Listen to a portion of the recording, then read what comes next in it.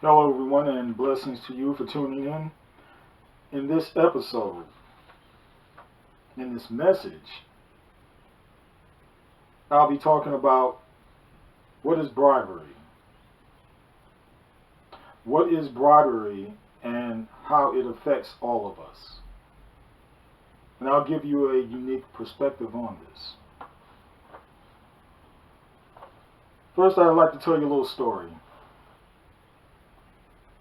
Elvery Doughty was pastor of the Independent Church of Lancaster, England, a city plagued by an election scandal in 1865. Citizens sold their votes for as little as a glass of beer. In a sermon entitled The Sin of Bribery, that he preached on December 16, 1867, he castigated this offense in Old Testament terms, likening the bribe takers to the shameful Esau. As for bribe givers, they were to be seen and treated as no more than traffickers in souls. Thus, in those uncertain terms, this courageous pastor spoke prophetically and addressed a prevailing sin in his culture. Bribery. What is it? Well, it's one man coming to another and saying, there is an election coming on presently for men to occupy the highest position and to exercise the most important functions in the land. For men who shall make our laws, who shall guard our liberties, who shall maintain our greatness, who shall defend our honor in this election, you have a voice and a vote. Sell me these for beer for $100, $500, and so on. And I will use my influence to gain for you such a position, or to do a good turn for your children, or to get you the favor you have long coveted. Bribery comes in many forms, but rarely speaks in such plain language as this. But, however, it comes, whatever it says its real meaning is. Are you for sale? Are you for sale? That's a good question for everyone. You know the saying that everyone has a price? Maybe you have a price. Maybe I have a price. But however it comes, whatever it says, its real meaning is, are you for sale? What is your price? The man who offers you this insult is a trafficker in souls, guilty before God and arraignable at the tribunals of men. And as such, your house should not harbor him for a moment. Having heard his speech, you should on the instant close your ear against his voice. Slave masters are ye who buy this, who buy. Slaves are ye who are thus brought to you, have forfeited your claim to the privileges of freemen. For you sold your birthright for a miserable mess of pottage. And that was from Elvery Doughty. So, much soul trafficking is going on today. It has for hundreds of years. But the thing is, Are you among those in that mix? Are you one of those who helps this machine keep churning? And I know this is a situation primarily for politics, but it goes beyond politics also. You know, politicians are known for, in order to get to where they're at, they accept certain liberties or certain monies to fund their campaigns before being elected. And then when they're elected, then they have to pay the piper, so to speak. They more or less have to be holding themselves to their contributors, their financial Santa Clauses, so to speak. And it shows a vast amount of favoritism to a particular person or persons or parties because they have funded a particular person, which leaves those who have no money left out in the cold. Because that person wants to feel like they have satisfied those who have contributed to them financially. Because, you know, money talks and blank walks, so to speak. You know what I'm saying. But you have out here senators and judges and the like, and showing all types of favoritism. But like I said, it goes beyond that. It can go with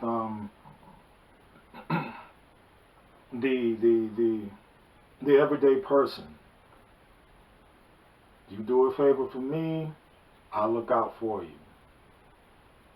You grease my palms, I'll scratch your back. But God speaks against this. God speaks against this, and I'll get into that in a little bit. See, this type of situation, bribery, it even trickles down to a situation where money doesn't have to be involved.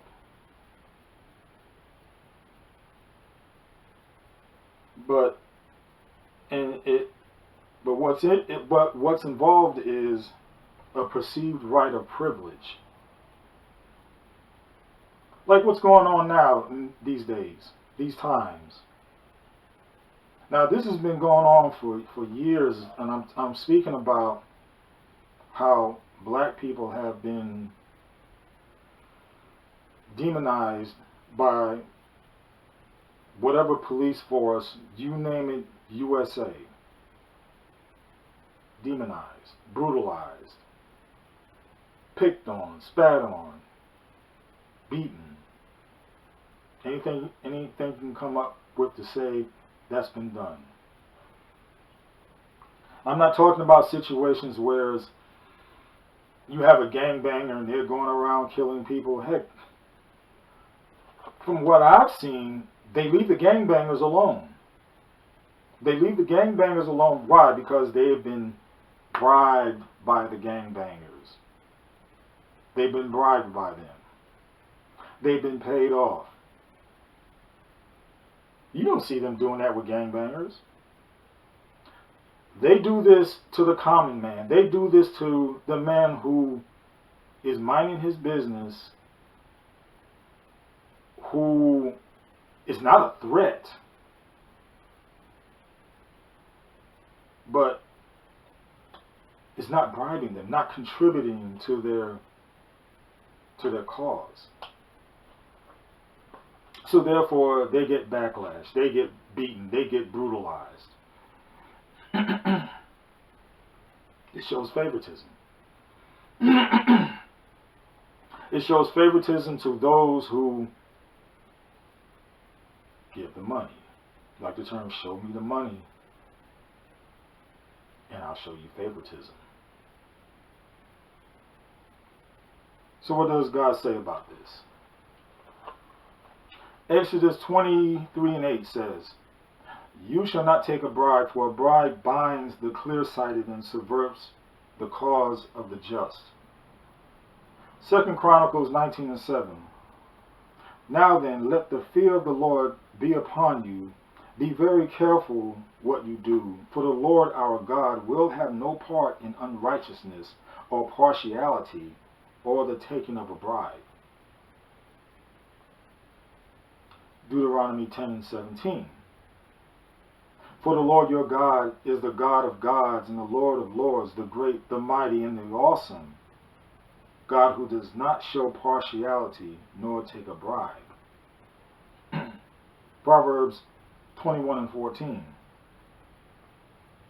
"A gift in secret subdues anger, and a bribe in the bosom strong wrath." Job 15:34. "For the company of the godless is barren, and fire consumes the tents of the corrupt." And sixth and finally, Deuteronomy 27:25. "Cursed is he who accepts a bribe to strike down an innocent person," and all the people shall say, Amen.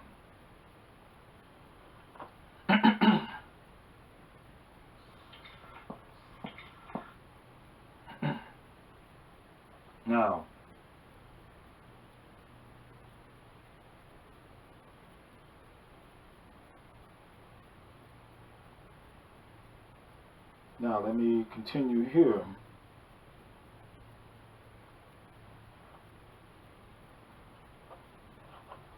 Now to conclude on this, bribery. It is wrong. It is unjust. It shows favoritism. It's corrupt. It goes totally against the being of God. And the thing is, it is so ingrained in the system, in the American way of life. Matter of fact, all around the world. And it's something it's talked about. It's a crime, but it's really not looked upon as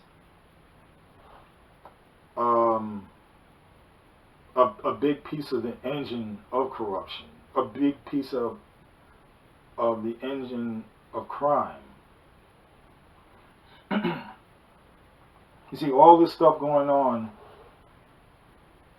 here lately with police brutality towards blacks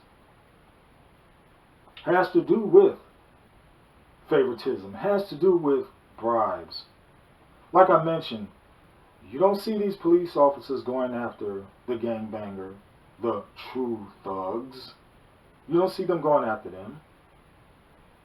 They are fully aware of where they're at. They are fully aware of what's going on, who they are. But yet, you never see any type of harassment with them because they've been paid off. With the common man, he doesn't seek to pay off anyone. The righteous man doesn't seek to pay for certain ways to be treated. No. The backlash comes against the righteous man. The backlash comes against the common man. All these people that you've seen here lately, whether it be George Floyd. Now they say he was picked up due to a bad check or forgery or something like that.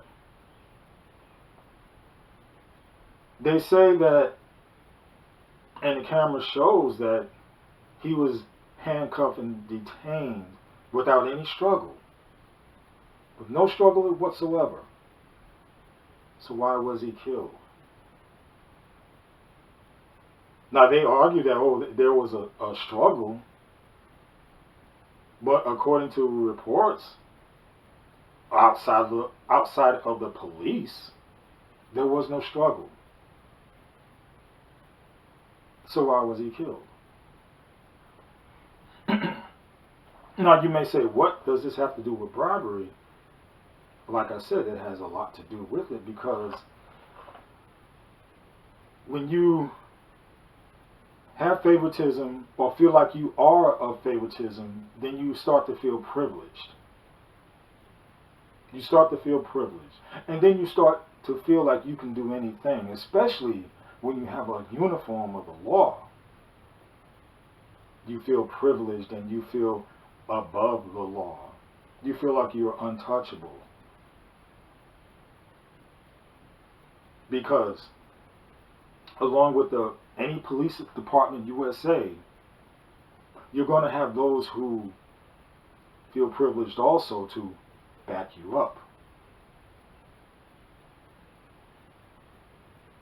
Like I said, it still comes down to favoritism, but that favoritism is being pushed because money. You've been paid off. So in order to maintain that situation, to maintain that status, you have to cover things up. Don't take the hit as much as possible. If you can deflect it, so be it. If you can deflect truth, so be it. As long as you keep that train going, keep that bribery train going, keep that money train going. That's what it all boils down to. And especially when it's infused with hate, innate hate, built-in hate, oh, then you really have reason to cover things up.